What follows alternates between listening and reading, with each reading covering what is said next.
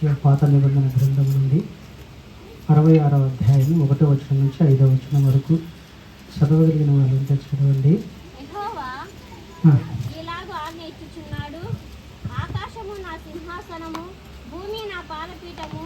మీరు నా నిమిత్తము కట్టునుద్దేశించి ఇల్లు ఏపాటిది, నాకు విశ్రమ స్థానముగా మీరు కట్టునుద్దేశించినది ఏపాటిది. అవన్నీ నా హస్తకృత్యములు, అవి నా వలన కలిగినవి. యెహోవా సెలవిచ్చుచున్నాడు, ఎవడు దీనుడై నలిగిన హృదయము గలవాడై నా మాట విని వణుకుచుండునో వానినే నేను దృష్టించుచున్నాను. ఎద్దును వధించువాడు 5వ వచనం వరకు చదివినావా? 1 నుంచి 5 వరకు సరే చదువు. ఎద్దును వధించువాడు నరుని చంపువాని వంటి వాడు, గొర్రె పిల్లను బలిగా అర్పించువాడు, కుక్క మెడను విరుచువాని వంటి వాడే, నైవేద్యం చేయువాడు పంది రక్తం అర్పించువాని వంటి వాడే, రూపము చేయువాడు బొమ్మను స్తుతించువాని వంటి వాడే. వారు తమకిష్టమైనట్లుగా రోగులను ఏర్పరచుకొని వారి అసహ్యమైన పనులు తమకే ఇష్టముగా ఉన్నది. నేను పిలిచినప్పుడు ఉత్తరమిచ్చు వాడొకడును లేకపోయేను, నేను మాటలాడినప్పుడు వినువాడొకడును లేకపోయేను. నా దృష్టికి చెడ్డదైన దాని చేసిరి, నాకు ఇష్టము కాని దాన్ని కోరుకొనిది. కావున నేనును వారిని మోసములో ఉంచుదును, వారు భయపడు వారిని వారి మీదకి రప్పించదు. యెహోవా వాక్యమునకు భయపడు వారులారా, ఆయన మాట వినుడి. చాలుమా. ఇక్కడ దేవుడు ఈరోజు మనతో మాట్లాడుతున్నటువంటి మాట ఏంటంటే, కావున నేను వారిని మోసములో ముంచేదను. ఎందుకంటే నేను పిలిచినప్పుడు మీరు ఎవరు కూడా ఉత్తరము ఇవ్వడం లేదు, జవాబు ఇవ్వడం లేదు, పలకడం లేదు. కాబట్టి నేను కూడా మిమ్మల్ని ఏం చేస్తా అంటున్నాడు, దేవుడు కూడా మోసం చేస్తాడనే తేడాన్ని విన్నారా? ఆయనే చెప్తున్నాడు, నేను కూడా మోసం చేస్తా. అయితే చివరిగా 5వ వచనంలో ఆయన మాట ఏమంటున్నాడంటే, యెహోవా వాక్యమునకు భయపడు వారులారా ఆయన మాట వినుడి. ఇప్పుడు దేవుడు మనతో మాట్లాడుతున్నటువంటి అంశం ఏంటంటే, యెహోవా వాక్యమునకు భయపడు వారులారా ఆయన మాట వినుడి. మరి చదవబడిన వాక్యం నిమిత్తం 2 నిమిషాలు ప్రార్థన చేసుకుని వాక్య ధ్యానాంశంలోకి వెళ్దాం. మహాపరిశుద్ధుడ, మహోన్నతుడ, మంచి కాపరమైన దేవ, గడిచినటువంటి ప్రభా, మరి ఈ పరిశుద్ధ ఆదివార కాల సమయం నుంచి ఈ ఆదివార కాల సమయం వరకు మమ్మల్ని అందరినీ నీ క్షేమకరమైన రెక్కల నీడలు చాటున భద్రపరిచి సజీవ లెక్కలు లెక్కించాం. దిగో ప్రభా, ఈ సాయంకాల సమయం ముందు నా తండ్రి, మరి ప్రభా, ఈ పరిశుద్ధ కోడిక ఆరాధనకు మీరే ఆది అయి అంతమై ముద్ర వేసి ముందుకు నడిపించారు దేవా. మరి వచ్చిన వారి హృదయంలో ఏ తలంపులతో ఇక్కడికి వచ్చి ఉంటున్నారో ప్రభు, హృదయ రహస్యం ఎరిగిన దేవుడు నా తండ్రి. మరి ప్రభు, వారి హృదయంలో ఉన్నటువంటి చింత, వారి హృదయంలో ఉన్నటువంటి బాధ, వారి హృదయంలో ఉన్నటువంటి దుఃఖం, వారి హృదయంలో ఉన్నటువంటి ప్రతి ప్రభు బలహీనతను యేసు నామములో ప్రభు మీ వాక్యం ద్వారా మీరు వారితో మాట్లాడాలి సరిచేస్తున్నందుకై స్తోత్రములు వందనములు చేసేసాను దేవా. నేనైతే అల్పుడు, అయోగ్యుడను, ఒట్టివాడను, మట్టివాడను ప్రభు, దేనికి కొరగాని వాడైనటువంటి నన్ను మీ సిలువ చాటున నడుపరచు. మహిమను, ఘనతను, ప్రభావాన్ని మీరు ఆరోపించు. నన్ను కేవలం నీ నోటి బూరగా మీరు వాడుతున్న నడిపించు దేవా. మా అందరికీ వినగలిగిన చెవులు గ్రహించగలిగిన హృదయాన్ని మీరు దయచేయండి. యేసుక్రీస్తు ప్రభుల వారి దివ్య నామము అడిగి వెళ్తున్న వాక్య ధ్యానాంశంలోనికి వెళ్తున్నాం మా ప్రియపరుడు గొప్ప తండ్రి. మరి మనం చదవబడినటువంటి వాక్యంలో దేవుడు యెహోవా ఇలాగా ఆజ్ఞయించుచున్నాడు, ఆకాశం నా సింహాసనం, భూమి నా పాదపీఠం. మీరు నా నిమిత్తము కట్టనుద్దేశించు ఇల్లు ఏ పాటిది, నాకు విశ్రమ స్థానముగా మీరు కట్టనుద్దేశించినది ఏ పాటిది. అవన్నీ కూడా నా హస్తకృత్యములే అంటున్నాడు. ఏమంటున్నాడు దేవుడు? ఇవన్నీ నేను సృష్టించినట్టే, ఇవన్నీ నాయే, అది కాదు నాకు కావాల్సింది, నువ్వు నాకు కావాలా అంటాడు దేవుడు. ఏమంటున్నాడు? నీవు నాకు కావాలా, నీ హృదయం నాకు కావాలా, నువ్వు నాతో జీవించాలి, అది నాకు కావాల్సినది అంటాడు. అయితే మరి చివరగా ఈరోజు మనతో మాట్లాడుతున్నటువంటి వాక్య ధ్యానాంశం ఆయన ఏమన్నాడు? యెహోవా వాక్యమునకు భయపడువారులారా ఆయన మాట వినుడి అంటున్నాడు. ఆయన వాక్యానికి ఏం చేయాలంట? భయపడాలంటే భయపడకూడదు అంటున్నా. భయపడుతున్నామా? నిజంగా భయపడే వాళ్ళు ఎంతమంది నా చేతులు ఎత్తండి వాక్యానికి. పర్లే, నేను కూడా ఒకప్పుడు వాక్యానికి భయపడేవాడిని కాదు. తెలుసు అందరికీ నేనేందనేది చాలామందికి తెలుసు.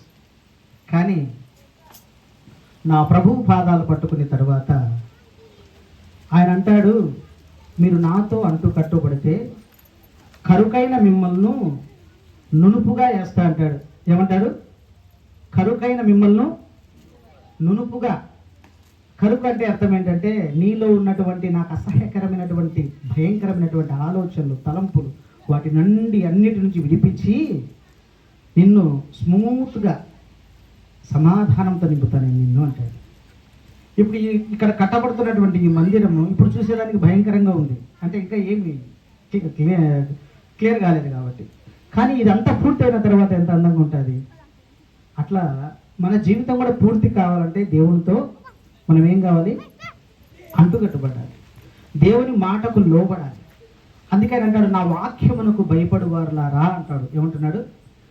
నా వాక్యమునకు భయపడువారులారా నా మాట వినుడి. మాట అంటే ఏంది? మాట అంటే ఏంది? వాక్యం. ఏంది? వాక్యం. ఇప్పుడు మీకు పుట్టిన బిడ్డలకి లేదా మీ బంధువులకి మనం ఏందన్నా చెప్పాలంటే అంటే అర్థమవుతుందా? తన కూడా కొంతమందికి అర్థం కాదు. రాని ఇట్లా మనం చేతితో సైగ చేసినా కూడా అర్థం కాదు. అంటే మాట శబ్దం.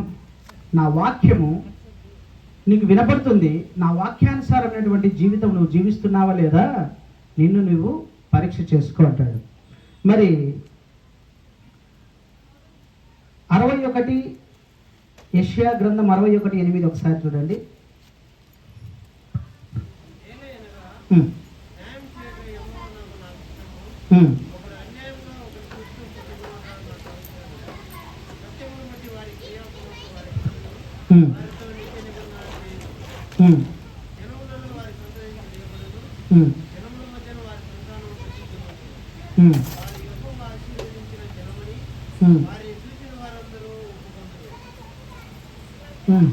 ఎనిమిది వరకు చదవండి.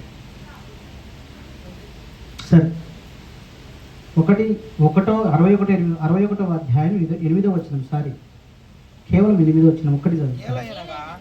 న్యాయం చేయుట యెహోవానకు నాకు ఇష్టము.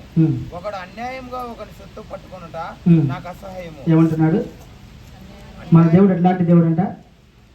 నాకు న్యాయం చేయడమే ఇష్టం, ఒకని సొత్తు అన్యాయంగా పట్టుకున్నాడు నాకు అసహ్యం. అంటే ఇప్పుడు వాక్యానికి భయపడేవాడు నా మాట వింటాడంటే అర్థమేమని? ఈ వాక్యం నేను ఎందుకు చదివించానంటే అన్యాయంగా జీవించడం నాకు ఇష్టం ఉండదు. ఈ విధంగా జీవించడం, అన్యాయంగా జీవించడము ఆయనకి ఇష్టం ఉండదు. అందుకే నేను దీంట్లో ధ్యానిస్తున్నప్పుడు తమ్ముడైతే నాకు చెప్పాడు, ప్రభువా నేను మరి ఈరోజు అక్కడికి వెళ్తున్నటువంటి జనులతో నేను ఏం మాట్లాడాలి? నేను కాదు మాట్లాడాల్సి, నువ్వు నాతో మాట్లాడితే నేను ఎక్కడ పోయి నేను మాట్లాడతా. నేను మాట్లాడినాననుకో ఒకరు కూడా వినరు, నువ్వు మాట్లాడినారనుకో అందరూ వింటారు అని చెప్పేసి ప్రార్థన చేస్తాను. ప్రార్థన చేసినప్పుడు దేవుడు నాకెందుకో పదే ఇదే వాక్యాన్ని చూపించాడు. యెషయా 66 చూపించాడు. ఎందుకంటే నా మాట వినువాడు వాక్యానికి భయపడతాడంటే, వాక్యానికి భయపడి నాకు తెలిసి ఈ భూమి మీద బ్రతుకుతున్నవాడు చాలా తక్కువ. కేవలం వింటారంతే. ఇది ఒక భయం. ఏం భయం? పోకపోతే ఏమన్నా జరుగుతుందేమో, ఒకవేళ పోతే నా ఇంట్లో ఉండేది బాధలు పోతాయేమో, అంతే తప్ప. అంటే దీంట్లో ఏం కనపడుతున్నాయి మనకు ఈ రెండు మాటలలో? పోకపోతే భయం, ఒకవేళ ఏమన్నా నా ఇంట్లో కీడు జరుగుతుందేమో. పోతే నా ఇంట్లో ఏదన్నా ఒకవేళ నేను అనుకునింది అంటే ఏదో ఒకటి అనుకుంటాం కదా, నా బిడ్డ పెళ్ళిలో నా బిడ్డ బాగా చదువుకోవాలా, లేకపోతే నాకు ఒక చక్కటి ఇల్లు కావాలా, లేదా మా పిల్లలకు ఒక ఉద్యోగం కావాలా, ఏదో ఒకటి అనుకుంటూ ఉంటాం మన హృదయాలలో. అవేమన్నా జరుగుతాయేమో, అంతే తప్ప దేవుని మాటకు లోబడి వాక్యానికి భయపడి జీవించే వాళ్ళు చాలా తక్కువ. వాళ్ళు ఎట్లుంటారంటే దేవునికి మాట పడి, ఆయన మాటకు లోబడి, ఆయన వాక్యానికి భయపడి జీవించే వాళ్ళ యొక్క మనస్సు ఎట్లుంటుంది తెలుసా? వారి మాటలో పరిశుద్ధత ఉంటుంది. ఏముంటుంది? వారి మాటలో పరిశుద్ధత ఉంటుంది, వారి చూపులో పరిశుద్ధత ఉంటుంది, తర్వాత వారి నడకలో పరిశుద్ధత ఉంటుంది, తర్వాత వచ్చేసి వారి క్రియలలో పరిశుద్ధత ఉంటుంది. ఎవరి దగ్గర? దేవుని వాక్యమునకు భయపడి జీవించే వాళ్ళ దగ్గర ఏముంటుంది? చూపులో పరిశుద్ధత, మాటలో పరిశుద్ధత, నడకలో పరిశుద్ధత, నీ క్రియలన్నిటిలో పరిశుద్ధత. ఎందుకు ఈ పరిశుద్ధత ఉంటుందంటే, నా దేవుడు పరిశుద్ధుడు కనుక నేను కూడా పరిశుద్ధంగా జీవించాలని. అంటే మనం అలా జీవించాలనే తలంపు మనలో పుట్టినప్పుడు మాత్రమే వాక్యానికి భయపడినట్టు.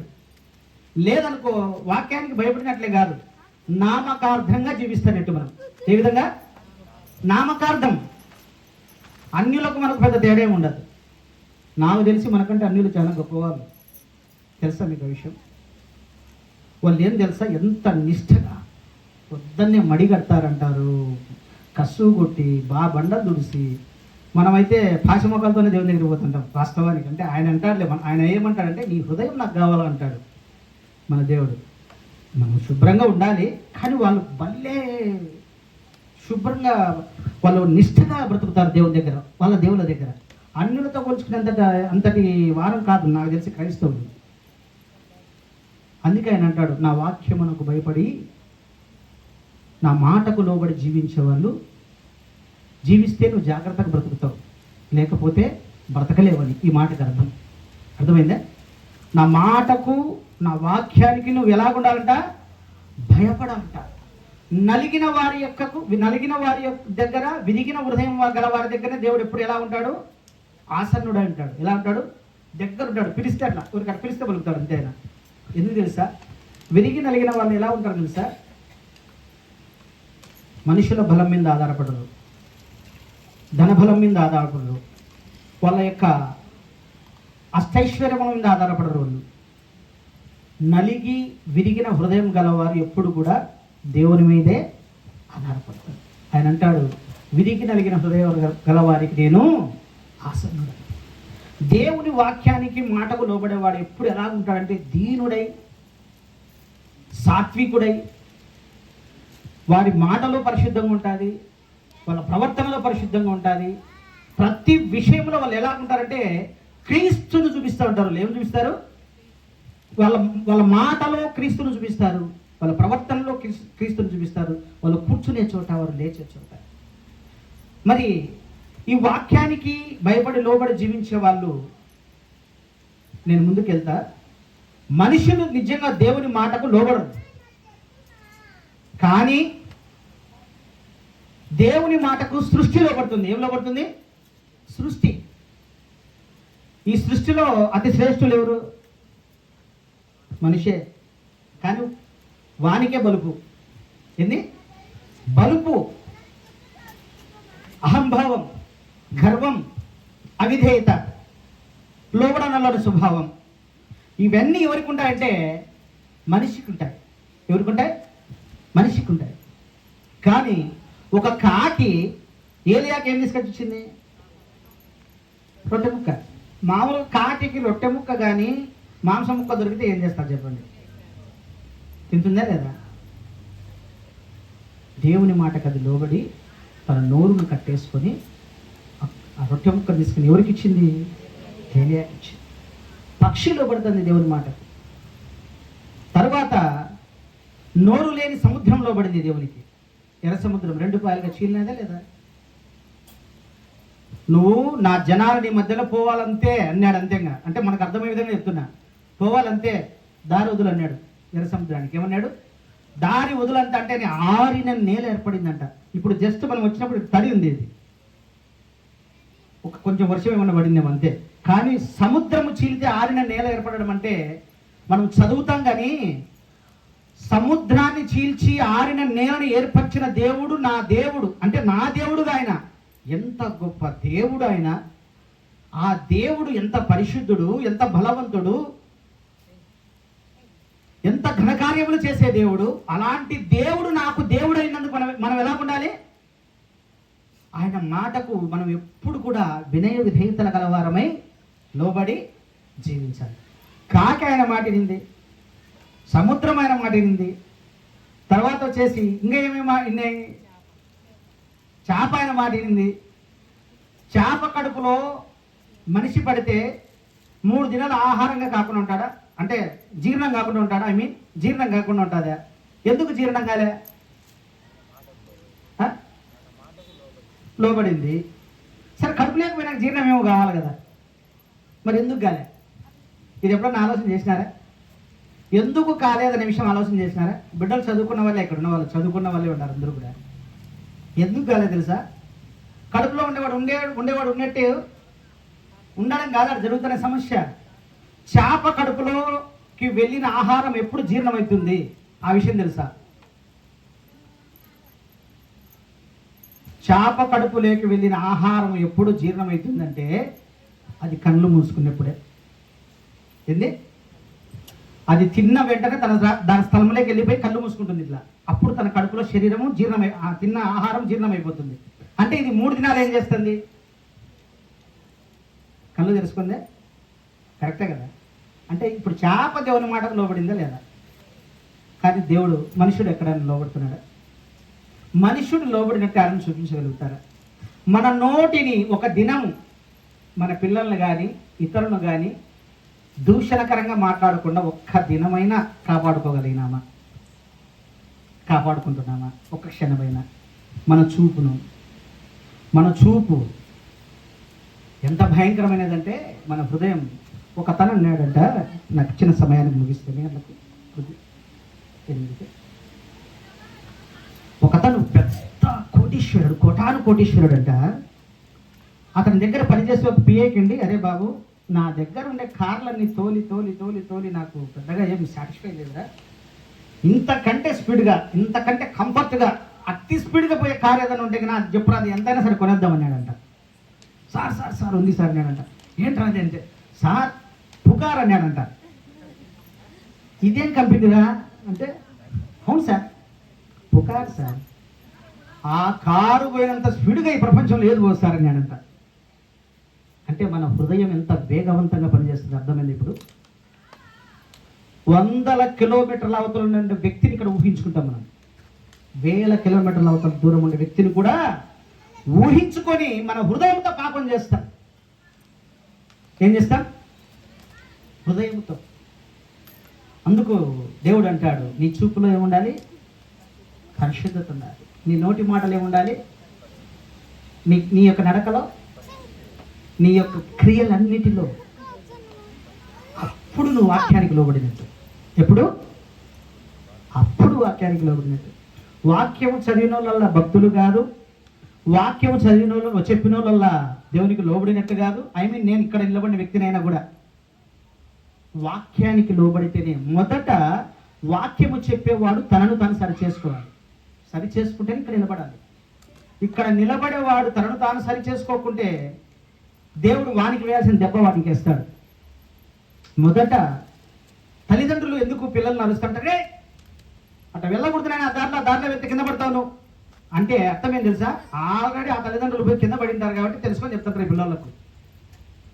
నాయనా చదువు లేక నేను ఇంట్లో ఒంటింటి కుందేలు మాదిరి ఉండా, సరిగ్గా చదువుకోక.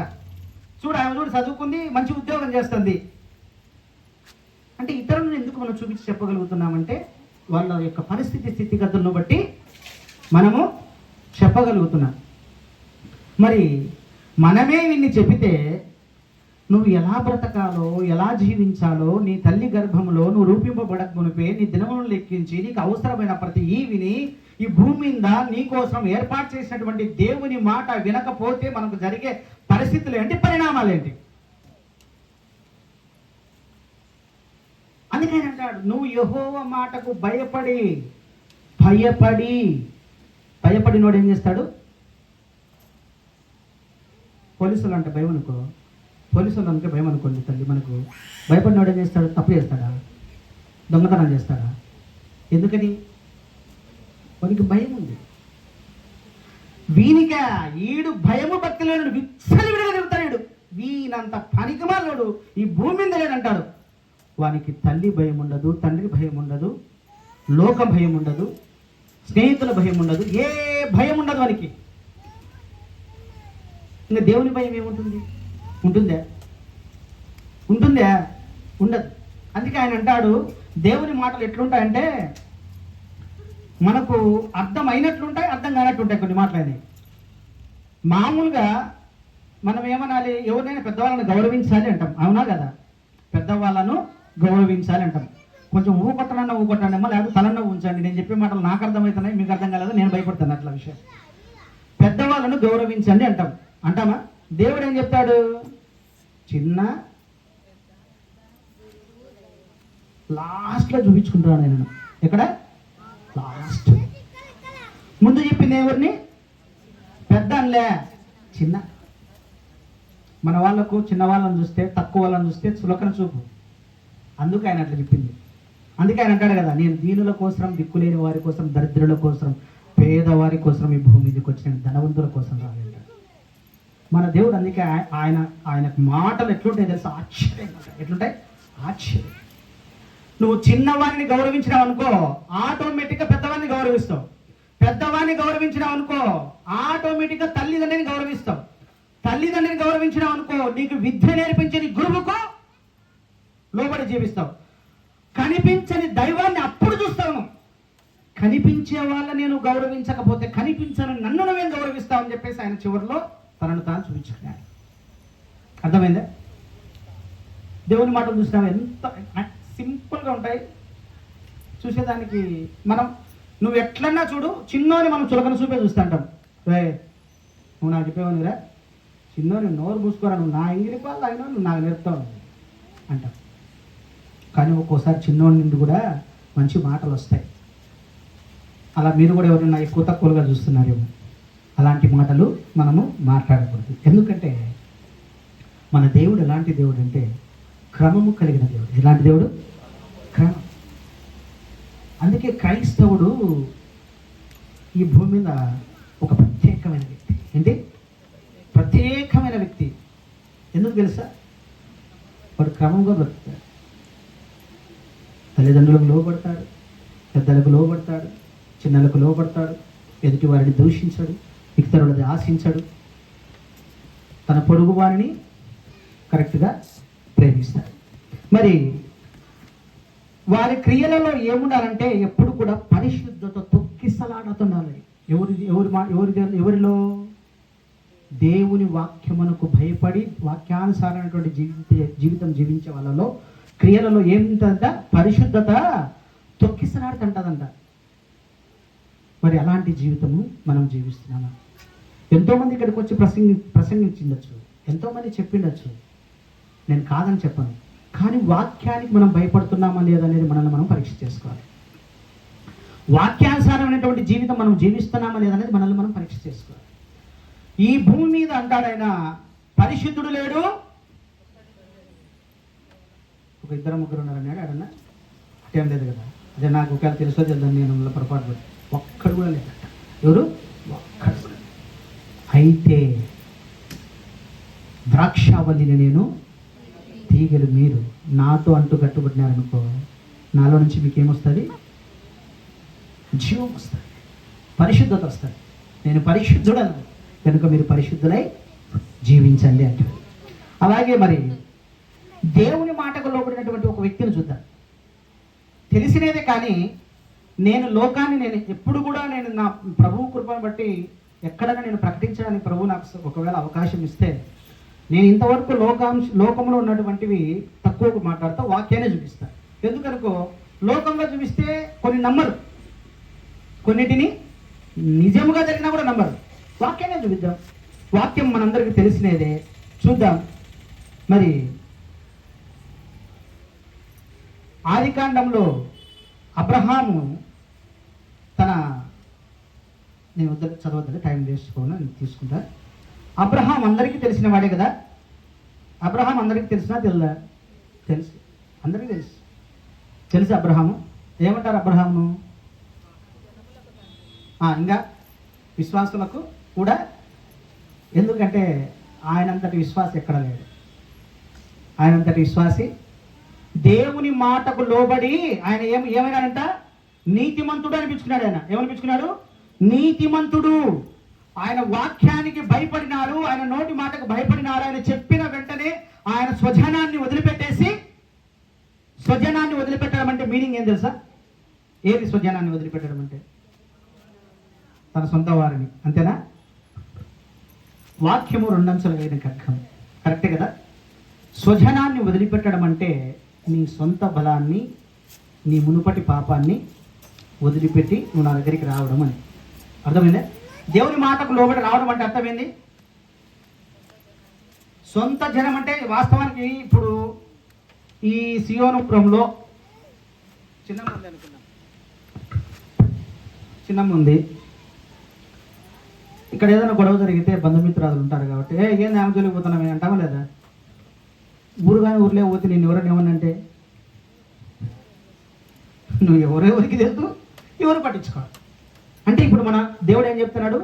నీ బలం, నీ ధనం, నీ సర్వస్వం వదిలిపెట్టే, నేను నిన్ను జనములకు తండ్రిగా చేసి నిన్ను ఆశీర్వదిస్తాను. ఏమన్నాడు? జనములకు తండ్రిగా చేసి ఆశీర్వదిస్తాడా? జనములకు తండ్రిగా చేస్తే ఆశీర్వదిస్తా అనే మాట వాస్తవమే కదా. వాస్తవమైనప్పుడు చెప్పిన వెంటనే అబ్రహాంకు కుమారుడు కలిగినాడా? పిల్లలు కలిగినారా? ఎన్నేళ్ళు కలగలే? మనమైతే ఏమంటాం ఒకసారి చెప్పండి. ఊరుకోయాను బాగా చెప్తున్నా కానీ 25 ఏళ్ళు అయితే అంటే ఇంకా ఏం పిల్లలంట, ఇంకా తెల్లంట ఏమని అంటే కదా రాత్రితో పిల్లలు పుట్టించా అది అంటావు. ఊరుకో బాగుండావులే పదవు, నువ్వు బాగా చెప్తావు, నువ్వు ఏం దేవుడు లే అంటాం మనం మనసులోనే అనుకుంటాం. నోటి మాట ఎక్కడైనా పెగలాలి. చులకన భావంతో ఎక్కడ మాట్లాడాలి, మిస్ఫైర్గా మాట్లాడాలి ఎప్పుడైనా. ఆయన ఏం చేస్తున్నాడు తెలుసా? ఆయనలో ఉన్న గొప్ప లక్షణం ఏం తెలుసా? వేచి చూస్తున్నాడు అంతే. ఏంది? వేచి చూడడం. వేచి చూస్తున్నాడు. వేచి చూడడం అంటే నిరీక్షణ కలిగి జీవించడం. నిరీక్షణ కలిగిన వాడు విశ్వాసి, నిరీక్షణ లేనివాడు అవిశ్వాసి. నా దేవుడు ఏ రోజుకైనా ఇస్తాడంతే, ఏ దినానికైనా ఇస్తాడు. ఆయన మాట ఇచ్చాడు.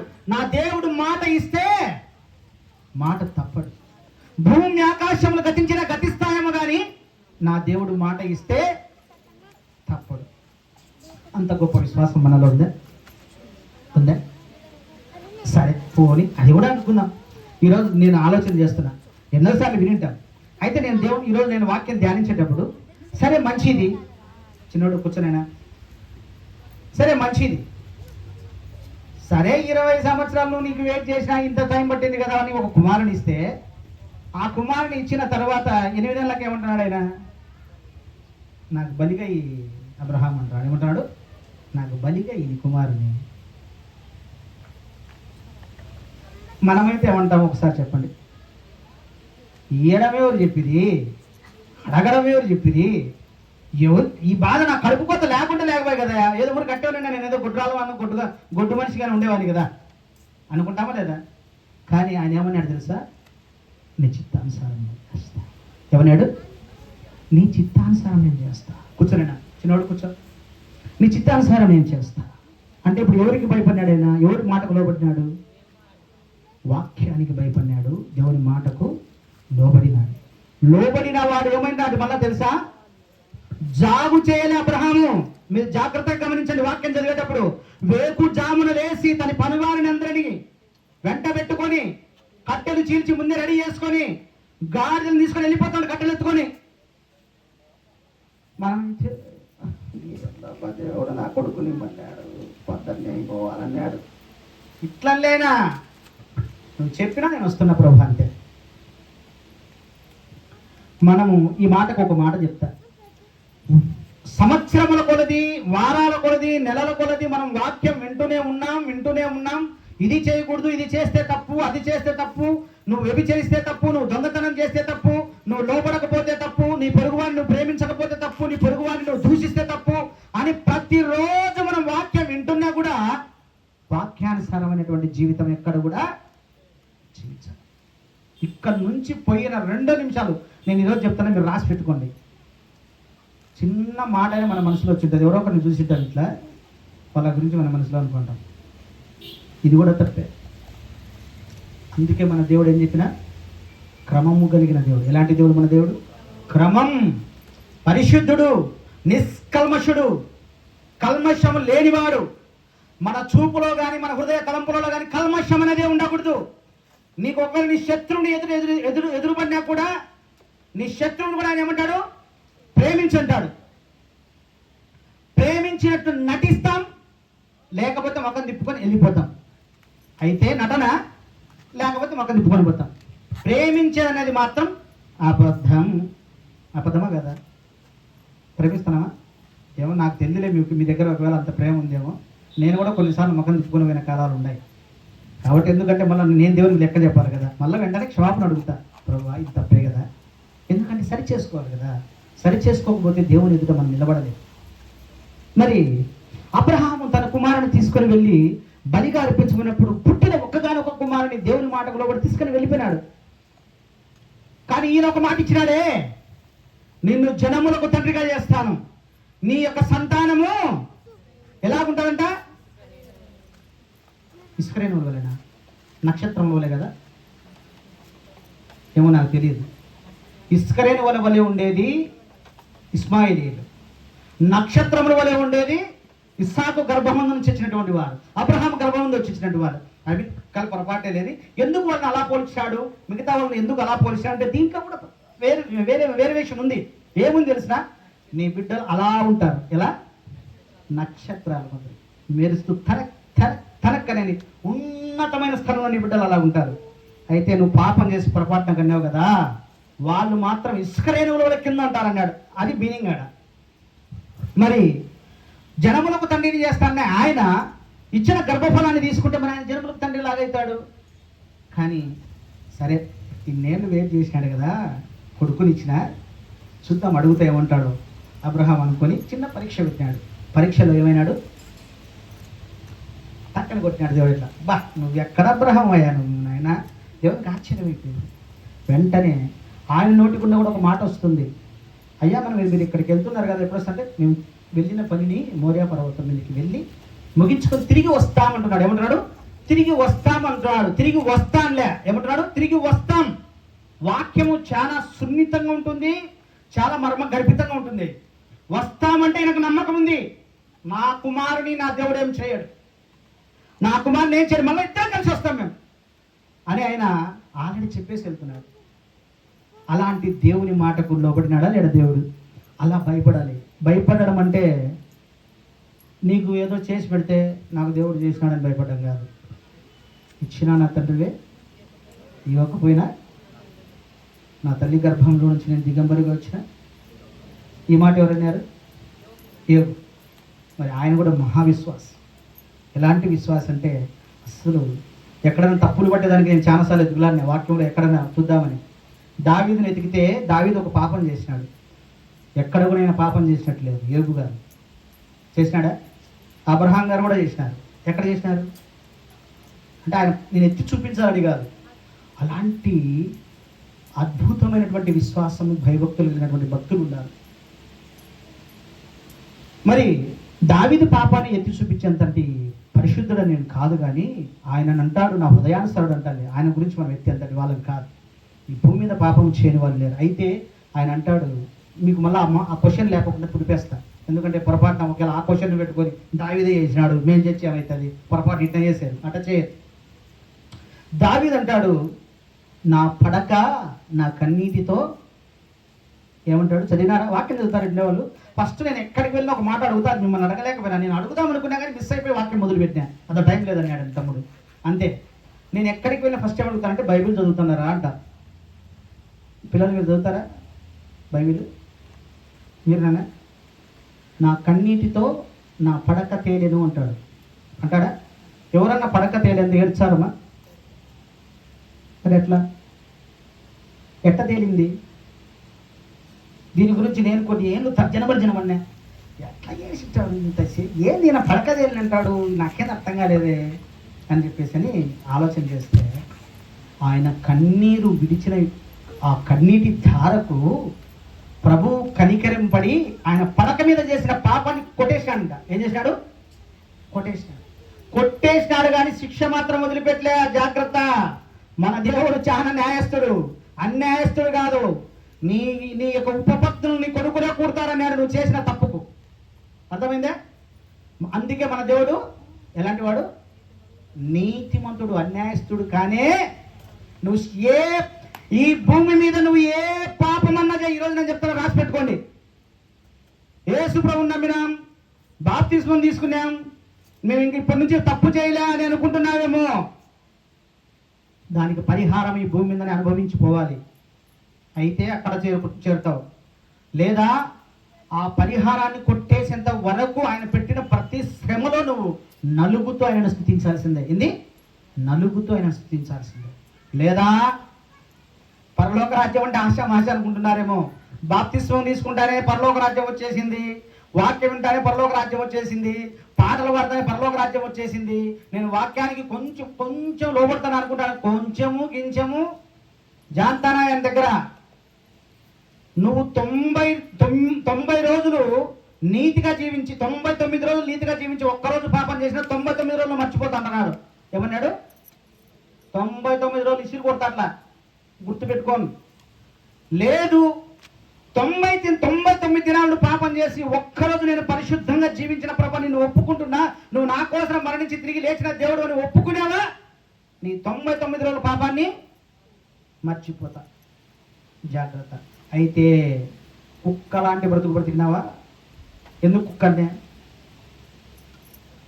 కుక్కని ఎందుకని ఇప్పుడు తిన్నదాన్ని కక్కిందాన్ని తినేది ఏంది భూమి మీద? కుక్క ఒకటే. ఏ జంతువు తినదు, చూసుకొని కావాల్సిందండి. సామాన్యంగా అదే తినేసేది. కక్కిన దాన్ని తిరిగి తినడం అంటే విసర్జించిన పాపాన్ని తిరిగి చేస్తే, వదిలిపెట్టినటువంటి పాపాన్ని నువ్వు తిరిగి చేస్తే నీ పరిణామం ఎట్టుంటుందంటే మొదటి గతి కంటే చివరి గతి చాలా భయంకరంగా ఉంటుంది అంటాడు దేవుడు. ఎలా అంటాడు? ఏమంటున్నాడు? భయంకరం. దావీదంతటి వాడు ఏమంటున్నాడు తెలిసినా? నా బిడ్డలు తిడితే తిట్టని, నా జనులు తిడితే తిట్టని, రాళ్లతో కొడితే కొట్టని, ఒక రాజైన మహారాజైన వాళ్ళు దూషించే దూషణలు బట్టైనా సరే నా ప్రభువుకు కనికరం కలగాలి. ఎందుకంటే నేను చేసిన పాపం అటువంటిది. నా తండ్రికి విరుద్ధమైనటువంటి జీవితం జీవించిన, నా తండ్రి మాటకు నేను లోబడకుండా జీవించిన. అర్థమవుతుందా? ఆ శ్రమ పెట్టినప్పుడు ఆ శ్రమ ఎందుకు వచ్చిందంటే మనం సరిచేసేదానికే, తిరిగి మనం సరిచేయడానికే. నువ్వు వీడనే శ్రమపడి పశ్చాత్తాపడి వదిలిపెట్టేసినావు అనుకో, నిత్య పరలోక రాజ్యం చేస్తావు. మరి అబ్రహామును జనములకు తండ్రిగా చేస్తున్నటువంటి అబ్రహాముకు దేవుడు ఇచ్చిందే పిల్లలను లేటుగా ఇచ్చినాడు. లేటుగా ఇచ్చింది కూడా ఆయన మళ్ళీ నీ కుమారుని బలిగా అర్పించమంటే ఆయన మాటకు లోబడినాడా? జీవించినాడు లేదా? లోబడి జీవించినాడు. ఆయన మాటకు భయపడి వణికి జీవించినాడు. కాబట్టి ఆయన ఇప్పుడు ఏమైపోయినాడు? ఎన్ని తరములు మన ఎదుట గడిచిపోయినాయో ఇప్పటికీ. అబ్రహాం గారి గురించి ఇప్పటికీ చెప్పుకుంటున్నాం మనం. మన గురించి చెప్పుకునే తరాలుగా జీవించాలి. మనం తరాలు మన గురించి చెప్పుకునే విధంగా మనం కూడా వాక్యానుసారమైనటువంటి జీవితం జీవించాలి, లోకానుసారమైనటువంటి జీవితం కాదు. మరి నిజంగా మనల్ని మనం పరీక్ష చేసుకుంటే వాక్యానికి భయపడుతున్నామా? ఇంకొక వ్యక్తిని చూపిస్తా. నాకు ఇచ్చిన సమయాన్ని నేను సద్వినియోగం చేసుకుంటాను 10 నిమిషాలు. అయితే మరి రెండో పాయింట్కి వస్తే యెహోషువ 6వ అధ్యాయం 18వ వచనం. యెహోషువ పాత నిబంధన గ్రంథం నుండి యెహోషువ శపింపబడిన దానిలో ఆ, కొంచెమైనను మీరు తీసుకొనిన ఎడల ఉమ్, మీరు శాపగ్రస్తులై ఉమ్, ఇశ్రాయేలీయుల పాలెమునకు ఉమ్, శాపము తెప్పించి ఉమ్, దానికి బాధ కలగజేయుదురు గనుక ఉమ్, శపింపబడిన దానిని మీరు ముట్టకూడదు. ఉమ్, వెండియు బంగారును ఉమ్, ఇత్తడి పాత్రలను ఉమ్, ఇనుప పాత్రలను ఉమ్, యెహోవాకు ప్రతిష్ఠితమగును. ఆ, వాటిని యెహోవా ధనాగారములో నిలిచవలెను. ఉమ్. యాజకులు బూరలు ఊదగా ప్రజలు కేకలు వేసిరి. ఆ బూరలు ధ్వని వినినప్పుడు ప్రజలు ఆర్భాటముగా కేకలు చాలా వేయగా సంతోషం దేమా. మళ్ళీ ముందుకెళ్దాం. యెహోషువ ఎరికో కోట గోడలు కూల్చే ముందు ఆయన ప్రజలతో ఏం చెప్తున్నాడంటే, యెహోషువకు దేవుడు ఏం చెప్పాడు? ఇది శపించబడినటువంటి దేశం, ఎరికో శపించబడినది. ఒకవేళ దీన్ని మీరు కూలి పడిపోయిన తర్వాత అవతలికి లోపలికి వెళ్తే దాంట్లో ఏమేమి ఉన్నాయి? వెండి బంగారాలు విపరీతంగా ఉన్నాయి. మనం చాలామంది ఏమనుకుంటామంటే ఎవరైతే బాగా వెండి బంగారాలతో తొలతూగుతుంటే వాళ్ళు పెద్ద గొప్ప వాళ్ళు అనుకుంటుంటాం. కానీ కాదు. దేవుని యందు భయభక్తులు కలిగి కొంచెంలో ఉన్న నీతిగా జీవిస్తే అది కరెక్ట్. అయితే చెప్తే వెళ్ళినారు, ఆయన మాట విన్నారు, ఆయన మాట ప్రకారం లోపలికి వెళ్ళినారు. లోపలికి వెళితే ఒక వ్యక్తి మాత్రం ఏం చేసినాడు? ఎవరు ఆ వ్యక్తి? Very good, Achan. ఏం చేసినాడు? కొంచెం వెండి, కొంచెం బంగారు, ఎరికో షినార్ దేశం వస్త్రాలు సూపర్ ఉంటాయి, వస్త్రాలను తీసుకున్నాడు. అంటే ఈ భూమి మీద మనిషికి ఏమేమి అవసరం? ఇప్పుడు వాస్తవానికి వెండి బంగారాలు అంటే ఆడోళ్ళు గొంతు కోసుకొని కూడా తగ్గించుకుంటారు, అవునా కదా? దానికోసం ఎంత నీత్యానికైనా ఉడగొట్టే వాళ్ళని కూడా ఉండాలి. కానీ అవి వేసుకునేంత మాత్రాన నువ్వు మహారాణివి కాదు, అవి వేసుకున్నంత మాత్రాన నువ్వు దిక్కులోని దానివి కాదు. జీవము కలిగినటువంటి ఈ సృష్టికి సృష్టికర్త అయిన సృష్టి అధినేత నీ దేవుడైనప్పుడు వెండి బంగారములు వేసుకునే దానికంటే నువ్వు సొగసైనగా ఉంటావు. ఆయన ఎదుట ఎలా ఉంటావు తెలుసా? అలంకరింపబడిన దాని నీ విశ్వాసము, నీ నీతి, ఇవి అలంకారములు. వాస్తవానికి వెండి బంగారాల అలంకారాలని మనిషి అనుకుంటుంటాడు, అది చాలా తప్పు. వాస్తవానికి ఇచ్చినాడు, తగు మట్టుకుండా అంటాడు. ఏమంటాడు? తగు మట్టుకు. ఒకవేళ అవి నీతిగా నీ దగ్గరకు వచ్చేంత వరకు వెయిట్ చేయి. నీతిగా లేకుండా అనీతిగా సంపాదించుకొని ఏదో ఒక విధానం దాన్ని ధరించుకొని, అందుకే నేను ఇప్పుడు నీ నడకలో కూడా ఏముండాలి? కొందరు బంగారు వేసుకుంటానే స్టెప్ మారిపోతుంది, కొంచెం మంచి వస్త్రాలు వేసుకుంటానే స్టెప్ మారిపోతాడు, అంటే నడక మారిపోతుంది. అందుకే నేను నీ నడకలో నీతి, పరిశుద్ధత, నీ చూపులో పరిశుద్ధత, నీ మాటలో పరిశుద్ధత, నీ యావత్ క్రియలలో ఏముండాలి? పరిశుద్ధత, పరిశుద్ధత, పరిశుద్ధత. తొక్కిసాడుతున్నా అంతే. నువ్వు ఇచ్చా నా దేవుడివే, ఇవ్వకపోయినా నా దేవుడివే. నా దేవుడు ఎలాంటి దేవుడు అంట?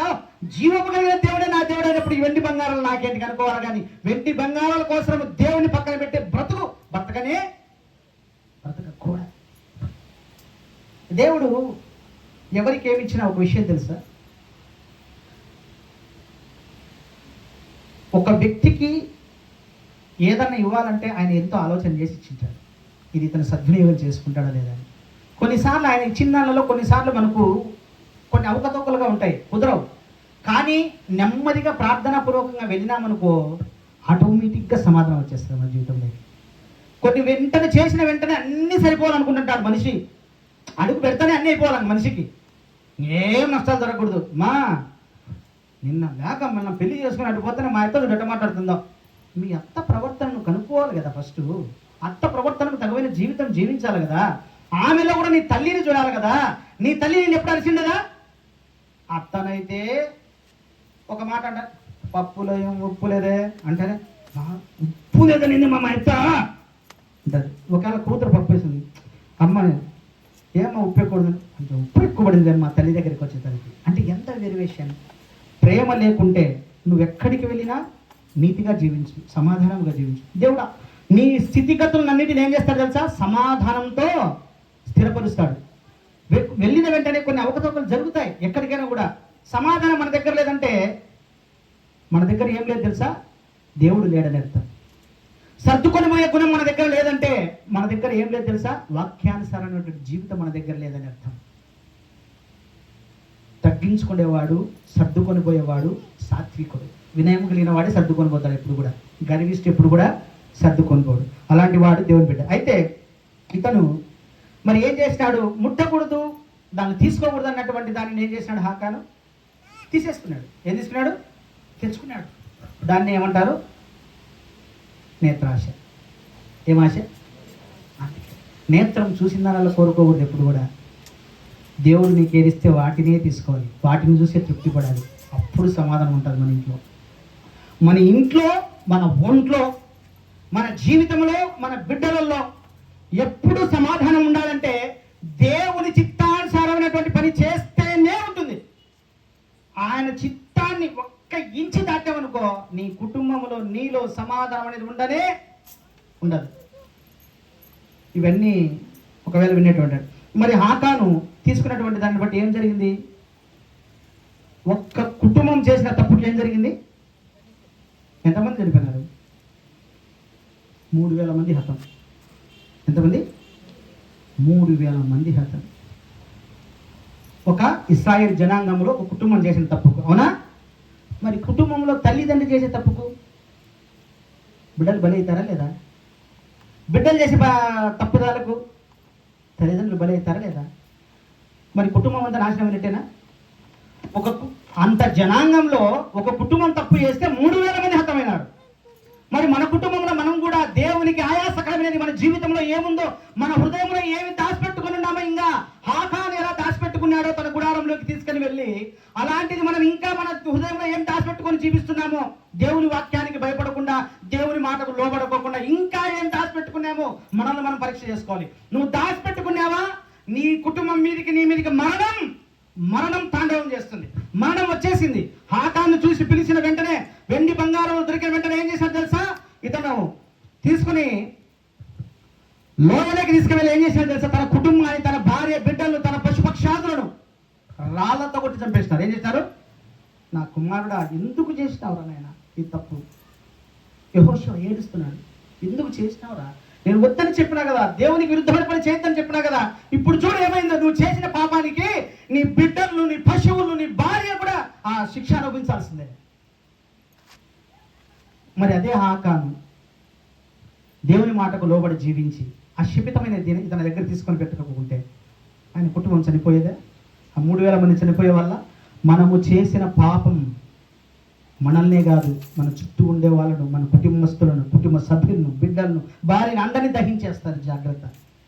మనం ఏమనుకుంటున్నామంటే ఏం కాదు, రోజు అన్నం తింటున్నా, రోజు పట్టుకొని లేచాం అనుకుంటున్నారేమో. మరణం పొంచి ఉంది మన పక్కన, పొంచి. జాగ్రత్త. నేను తింటున్నా, నేను లేస్తున్నా, నేను తాగుతున్నా, నాకేం కాలే. కొందరు అంటారు ఒక్క టాబ్లెట్ కూడా వలే నేను ఇంతవరకు వేసుకోలే. టాబ్లెట్ ఇప్పుడు వేసుకోకుంటారులే, మంచి ఆరోగ్యం దేవుడు ఇచ్చినాడు కదా. ఆ ఇచ్చిన ఆరోగ్యాన్ని బట్టి దేవుడు స్తుతించాలి. మరి ఆకాంక్ష చేసిన తప్పుకు కుటుంబం పోయింది. జనాలు, వాళ్ళ యొక్క జనాలలో 3,000 మంది దెబ్బతిన్నారు.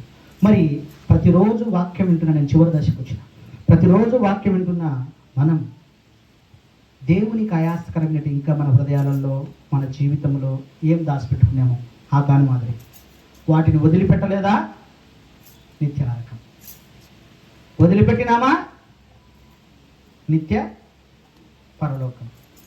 ఆకలి ఉండదు, దప్పికుండదు, చావు ఉండదు. ఏంది జీవితం అని నీ కంట్లో నుంచి కన్నీరే రాదు. అలాంటి పరలోక రాజ్యాన్ని దేవుడు నీకు ఇవ్వడానికి సిద్ధంగా ఉన్నాడు. ఎలా ఉన్నాడు? సిద్ధం. ప్రతి దినమెల్లా నేమో ఏం చేస్తున్నానంటే చేతులు దాంచి, రానా కుమారుడా, రానా కుమార్తె, నీకు నేను సమయం ఇస్తున్నా. ఇదే రక్షణ సమయం, ఇదే అనుకూల దినం. నీకు ఎన్ని ఏళ్ళు ఇచ్చినా, 60-70 ఏళ్ళు పోషించిన, 40 ఏళ్ళు పోషిస్తున్నా, 30 ఏళ్ళు అయింది నిన్ను పోషిస్తున్నా, కంటికి కడురెప్పలా కాపాడుతున్నా, నీకు ఒక కుటుంబాన్ని ఇచ్చా, ఒక జీవించడానికి ఒక బాధ్యత కలిగినటువంటి ఒక పనిని ఇచ్చా, నీకు ఆరోగ్యంలో ఇచ్చిన. ఇప్పటికైనా నా దగ్గరికి రావా? ఇప్పుడైనా నా మాటకు లోబడవా? ఇప్పుడైనా నా వాక్యానికి భయపడవా అని ఈరోజు దేవుడు మనతో మాట్లాడుతున్నాడు. మరి అలాంటి జీవితం జీవించడానికి ఇష్టపడదామా? వాక్యానికి భయపడదామా? వాక్యానికి భయపడినటువంటి అబ్రహాం ఏం చేసినాడు? చేసినాడా లేదా? ఇప్పటికీ ఆయన బిడ్డలమే మనమంతా ఎవరు బిడ్డలు అనుకుంటున్నారు? అబ్రహాం సంతానమే మనమంతా. చూసారా? ఆయన మాట ఇస్తే తప్పడు కాదు, గట్టి. ఆయన తరతరాలు, 1000 తరాల వరకు ఆయన ఆశీర్వదిస్తాడంతే. ఆయన మాట ఇస్తే, ఆయన మాటకు లోబడితే. లోబడిన అబ్రహామును ఏం చేశాడు? ఆశీర్వదించినాడు, విస్తరింపజేసినాడు. భూలోకంలో ఆయనకు ఒక బిరుదునిచ్చేసినాడు, ఒక గొప్ప వ్యక్తిగా నామకరణం చేసేసినాడు. అవునా? దేవుడి పేరు పెడితే దాన్ని ఎవరైనా తీసేస్తారా? మరి దేవుని మాటకు, వాక్యానికి లోబడిన అబ్రహామును అలా ఆశీర్వదించినాడు. దేవుని మాటకు లోబడినటువంటి యేషోబు దగ్గర ఎదురైంది. ఇప్పుడు ఆకాన్ ఏం చేసినాడు? దాచిపెట్టుకున్నాడు, మూసిపెట్టుకున్నాడు. ఇంకా మనం ఏం దాచిపెట్టుకుంటున్నామో, ఏం మూసిపెట్టుకుంటున్నామో, ఈరోజు మన హృదయాలను తెరచి దేవుని దగ్గర, ప్రభువా నిజమే కదా, ప్రతిరోజు వాక్యం వింటున్నాను, నీ మాటలు వింటున్నాను, నీ వాక్యానికి భయపడలేదు, నీ వాక్యానుసారమైనటువంటి జీవితం మేము జీవించలేదు. మమ్మల్ని క్షమించి ఇది మొదలు దో నా చూపు ద్వారా, మాట ద్వారా, పడక ద్వారా, నడక ద్వారా తెలిసి తెలియక నీకు అసహ్యకరమైన పనులు నేను ఏం చేస్తున్నా, నేనైతే బలహీనుడు, వాటి నుంచి బయటపడలేకపోతున్నా. నువ్వు బలవంతుడవు, ఆశ్చర్యకరుడు, అద్భుతములు చేసే దేవుడు, వింతలు జరిగించే దేవుడు, ఉన్నది లేనట్టుగా లేనిది ఉన్నట్టుగా చూపించగలిగిన మహా సర్వశక్తిమంతుడవు. అట్టి కృప నీ పరిశుద్ధాత్మ దేవా నా చేయి పట్టి ఇది మొదలు నడిపించు. ఫస్ట్ మనం ఏం చేయాలి? నడిపించేదానికి చెయ్యాలి. నా చేయి పట్టుకొని ఏం చేయాలి? చెయ్యకుండా పెట్టుకొని నన్ను నడిపించంటే ఏం చేస్తాడు? వరారే అంటాడు. ఏమంటాడు? నువ్వు ఎప్పుడు వరకు చెయ్యవు. మనం దేవుని చేయి పట్టుకున్నామనుకో, ఇది దేవుని చేయి అనుకో, దేవుని చేయి పట్టుకున్నామనుకో, నాకు అవసరం లేదు అనుకుని నాకు అవసరం లేదు.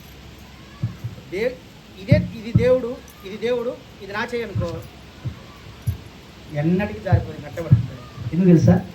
ఆయన చేతికి అంత బలం ఉంది. ఆయన చేతికి నీ చేతిని అప్పగించాలి. ఆయన హృదయంలో, నీ హృదయంలో ఆయనకు చోటు ఇవ్వాలి. అప్పుడే మనము వాక్యానికి లోబడినట్టు, వాక్యానుసారమైనటువంటి జీవితము జీవిస్తున్నట్టు. నాకు ఈ అవకాశం ఇచ్చినటువంటి మరి ప్రదీప్కు, కూడి వచ్చిన అందరికీ కూడా మరొకసారి ప్రత్యేక వందనాలు తెలియజేసుకుంటూ నేను సెలవు తీసుకుంటున్నా. ప్రార్థన చేసి ముగించేస్తాను. 3 నిమిషాలు ఎక్కువైందండి. కానిపోతాలా? 521 పాట అంట తీసుకోండి అమ్మా.